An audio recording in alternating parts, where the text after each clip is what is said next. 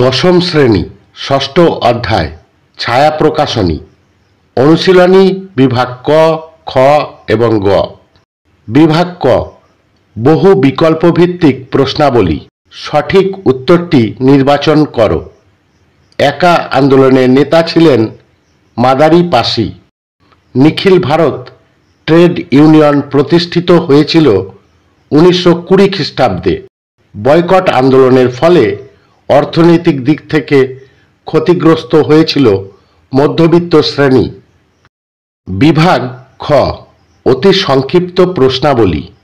একটি বাক্যে উত্তর দাও। ওয়ার্কার্স অ্যান্ড পেজেন্টস পার্টির বাংলা শাখার সম্পাদক কে ছিলেন? উত্তর মুজাফফর আহমেদ। সারা ভারত কিষাণ সভার সভাপতি কে ছিলেন? উত্তর স্বামী সহজানন্দ সরস্বতী। ঠিক বা ভুল নির্ণয় করো। 1917 খ্রিস্টাব্দে মহাত্মা গান্ধী আমেদাবাদ বস্ত্র কারখানার শ্রমিকদের নিয়ে সত্যাগ্রহ আন্দোলন করেন। এটি ভুল। কংগ্রেসের অভ্যন্তরে কমিউনিস্ট পার্টি গড়ে ওঠে। এটি ভুল। ক স্তম্ভের সঙ্গে খ স্তম্ভ মেলাও। কিষাণ সভা গৌরীশঙ্কর মিশ্র। একা আন্দোলন বাবা গরিব দাস। বারদৌলি সত্যাগ্রহ কল্যাণজি মেহতা। কেরালার কংগ্রেস নেতা কেল্লাপ্পান। প্রদত্ত ভারতবর্ষের রেখা মানচিত্রে নিম্নলিখিত স্থানগুলি চিহ্নিত করো ও নাম লেখো। ভারত ছাড়ো আন্দোলনের কেন্দ্র তমলুক। গান্ধীবাদী সত্যাগ্রহের কেন্দ্র বারদৌলি। আইন অমান্য আন্দোলনের কেন্দ্র ডান্ডি। অসহযোগ আন্দোলনের কেন্দ্র পাবনা।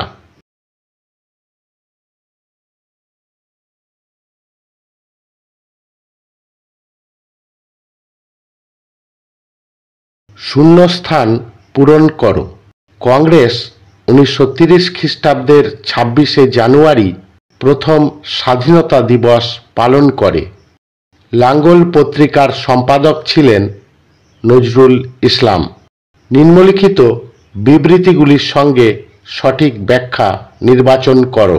বিবৃতি: একা আন্দোলন সংগঠিত হয়েছিল উত্তরপ্রদেশে। সঠিক ব্যাখ্যা খ, এটি ছিল একটি কৃষক আন্দোলন।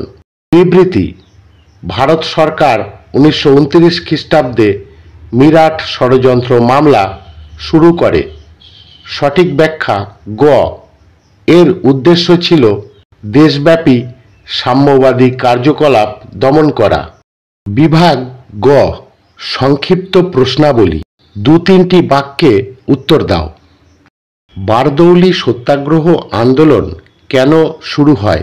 গুজরাটের সুরাট জেলার বারদৌলি তালুকে সরকার 1926 খ্রিস্টাব্দে 30% খাজনা বৃদ্ধির কথা ঘোষণা করে। ফলে 1928 খ্রিস্টাব্দে সর্দার বল্লভভাই প্যাটেলের নেতৃত্বে কৃষকরা বর্ধিত খাজনার বিরুদ্ধে আন্দোলন শুরু করে, যা বারদৌলি সত্যাগ্রহ নামে পরিচিত। মাদারি পাশি কে ছিলেন?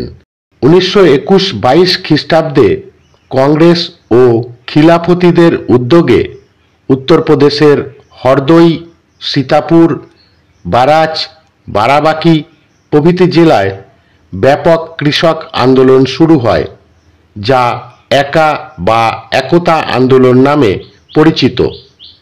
এই আন্দোলনের অবিসংবাদিত নেতা ছিলেন মাদারি পাশি। কৃষক আন্দোলনে বাবা রামচন্দ্রের কিরূপ ভূমিকা ছিল?